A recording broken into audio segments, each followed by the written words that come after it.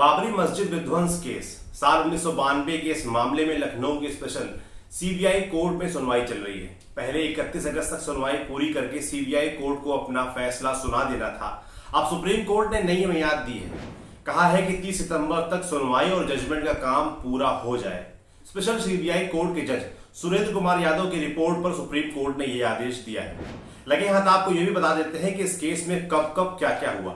6 दिसंबर 1992 car सेवकों ने अयोध्या में बाबरी मस्जिद ढहा दी और इसी दिन राम जन्मभूमि थाने में एक के बाद एक 2 एफआईआर दर्ज करवाई गई। इसके बाद पत्रकारों द्वारा कुल 47 एफआईआर। इन एफआईआर में लालकृष्ण आडवाणी, मुरली मनोहर जोशी, उमा भारती, विनय कटियार, अशोक सिंघल, गिरिराज किशोर, विष्णु हरि डालमिया और साध्वी रितंबरा के नाम हैं।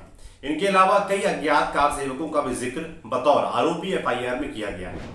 13 दिसंबर 1992 केंद्र सरकार ने आदेश दिया कि मामले की जांच सीबीआई को दे दी जाए।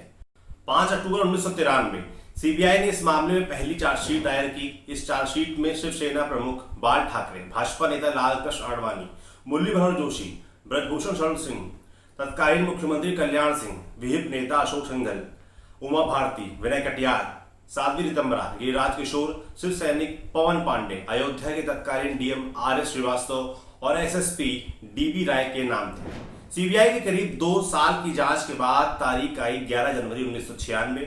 इस दिन सीबीआई लखनऊ कोर्ट में एक सप्लीमेंट्री चार्जशीट दायर करती है। इस चार्जशीट में कुछ और नाम जोड़े जाते हैं। ये नाम थे रामविलास वेदांती, धर्मदास, नृत्य गोपाल दास, महामंडलेश्वर जगदीश मुनि महाराज, बैकुंठ लाल शर्मा, परमहंस रामचंद्र दास, विजया राजे सिंधिया और सतीश कुमार। इस चार्जशीट में सीबीआई ये भी कहती है कि बाबरी मस्जिद पर जो हमला किया गया उसकी भरपूर प्लानिंग की गई थी। ये एक बड़ी साजिश का हिस्सा था। साल 1997 लखनऊ कोर्ट के जज ने आदेश दिया कि इस मामले के अब तक के 48 आरोपियों के खिलाफ आरोप तय किए जाएं। इस आदेश को 48 में से 33 आरोपियों ने इलाहाबाद हाईकोर्ट में चुनौती दी। 4 साल तक इस केस में कोई खास बढ़त नहीं हो सकी। 12 फरवरी 2001 को इलाहाबाद हाईकोर्ट ने कहा कि विशेष जज को मामले की सुनवाई करने का अधिकार नहीं है। यह भी कहा कि 198-92 के तहत सुनवाई के लिए जो आदेश जारी हुआ था वो गलत था। खबरें बताती हैं कि इलाहाबाद हाईकोर्ट ने 198-92 के तहत चल रहे केस में आरोपियों के खिलाफ आपराधिक साजिश का चार्ज हटाने का आदेश दिया। 19 सितंबर 2003 सीबीआई विशेष अदालत में तैनात विशेष न्यायिक मजिस्ट्रेट विमल कुमार सिंह ने भाजपा नेता लालकृष्ण आडवाणी को सभी आरोपों से बरी कर दिया। इसे देखते हुए 10 अक्टूबर 2003 को भाजपा नेता मुरली मनोहर जोशी ने भी इलाहाबाद हाईकोर्ट में याचिका दायर की कि उन पर तय किए गए आरोपों पर पुनर्विचार किया जाए। लेकिन 2 साल बाद इलाहाबाद हाईकोर्ट ने आडवाणी को मिली चैन की सांस छीन ली। 6 जुलाई 2005 हाईकोर्ट ने आडवाणी पर फिर से आरोप तय करने का आदेश जारी किया। 28 जुलाई 2005 विशेष न्यायिक मजिस्ट्रेट विनोद सिंह ने आडवाणी पर फिर से सांप्रदायिक सौहार्द बिगाड़ने का आरोप तय कर दिया। साल 2010 में इलाहाबाद हाईकोर्ट में दायर की गई सीबीआई की पुनर्विचार याचिका भी खारिज हो गई। आडवाणी और अन्य लोगों के खिलाफ आपराधिक साजिश के आरोप रद्द किए गए।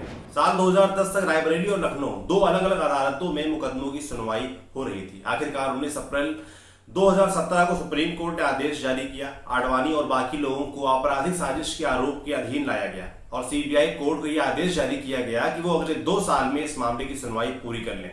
2 साल की मियाद पूरी हो गई।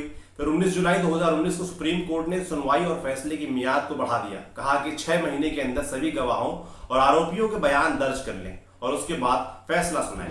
इस केस के मुख्य आरोपी और ढांचा गिराए जाने के समय यूपी के मुख्यमंत्री रहे कल्याण सिंह से भी लंबे समय तक पूछताछ नहीं हो सकी थी।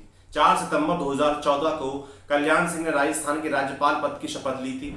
इस शपथ के बाद उन्हें भारतीय संविधान के तहत इम्यूनिटी मिली। राज्यपाल से पूछताछ या गिरफ्तारी नहीं की जा सकती। लेकिन सितंबर 2019 में राज्यपाल के पद से सेवानिवृत्त होने के बाद कल्याण सिंह पर फिर से सीबीआई का शिकंजा कसा और अब सुनवाई और आरोपियों की लिस्ट में फिर से वो आ गए हैं और अब जो है वो सबके सामने है। 4 जून 2020 से फिर से आरोपियों की पेशी कोर्ट में शुरू हुई है। कोरोना की वजह से वर्चुअल हियरिंग हो रही है। इसमें आडवाणी, जोशी, उमा भारती, कटियार, कल्याण सिंह समेत कई नामजद नेताओं ने अपने बयान दर्ज कराए हैं और अभी एक नई डेडलाइन आई है। माने 30 सितंबर तक सुनवाई और जजमेंट का काम पूरा करने का निर्देश। देखिए क्या होता है, जो होगा वो भी हम आपको बताएंगे। देखते रहिए दी रेलेवेंट टॉक। क्या भविष्य में जरूरत पड़ने पर हम अपने पड़ोसी से, आसपास के मोहल्ले से, करीब के गांव से बिजली बेच या खरीद सकते हैं।